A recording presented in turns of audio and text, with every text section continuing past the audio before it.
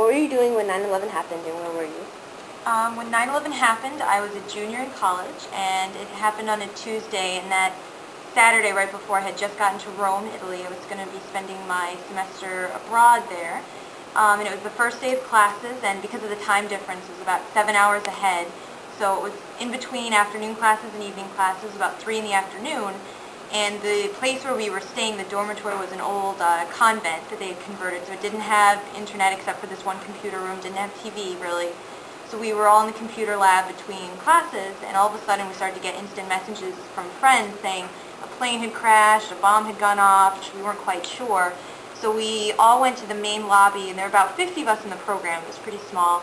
We went to the main lobby in the convent where the dorm was, and they had a small little TV that only got one station in Italian. So they were broadcasting American CNN dubbed over in Italian, so we couldn't really hear what was going on. So we picked up pretty quickly after the first plane crashed, stayed, watched the second one. Our evening classes were canceled. All the cell phone lines were down, so we couldn't get through to our family. And we just kind of watched the whole thing. And the translations, the Italian translations, were awful. They were saying everything from it's World War III, there are hundreds of planes that have been captured, people are being attacked all over. So we just got the worst translations. After that, our program was sort of up in the air. They didn't know if we'd be able to continue our program or not, if they had to cancel, send us home. They couldn't have really sent us home. There were no planes flying, of course.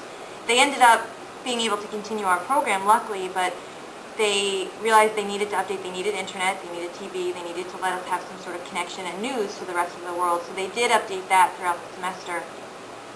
We also had to change a few of our programs. They were nervous about taking a group of Americans to too many public places. We were supposed to go to a soccer or football match, and they decided it was too dangerous to take us. They told us not to take the subway systems. It might be too dangerous for Americans. But I do have to say, for the rest of the semester, everywhere we went in Europe, everyone would come up to us in English and say, solidarity with the U.S., we support you, we're so sorry what happened to your country. And toward the end of the semester, the tourist places we went were empty, and people would beg us, please spend money. Americans are so much of our economy for tourism, and we've just been hit. No one's traveling. So that was a very different experience. And when I came back in December, it's when I was just shocked at all the American flags that were everywhere, that everyone was just so... And I almost had a sense of guilt that I was enjoying my semester abroad in Europe while everyone was going through all of this stress and terror and stuff, that I sort of missed a lot of the updated news. I didn't have constant news streaming until the end of my semester there. So that was... Okay. Do you discuss 9/11 in your classes?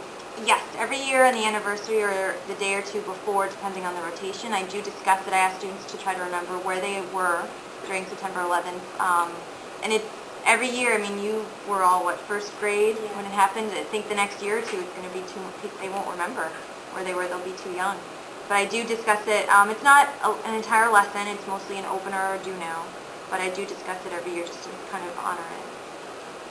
Why do you think it's important to teach like younger children about what, like, such an important event in history? Why is it important? Well, it's important because it ties into how our country has been changed and how the world has changed since then. How do you think 9/11 has impacted U.S. and the whole world?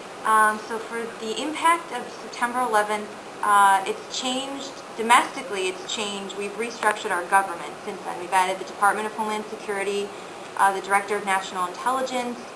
The federal government has taken over aviation security, which is big, and the Patriot Act, there's been a big discussion now over civil liberties versus security, so it's changed our kind of entire approach. It's changed our foreign relation policy. The focus is now on terrorism. Internationally, we're involved in a global war against terrorism in Iraq, Afghanistan, so that's been the change within the U.S. What do you think U.S. would be like if 9/11 never happened? If September 11th had never happened, well, domestically, we would not have changed the government. We would not have all of these different organizations like Homeland Security.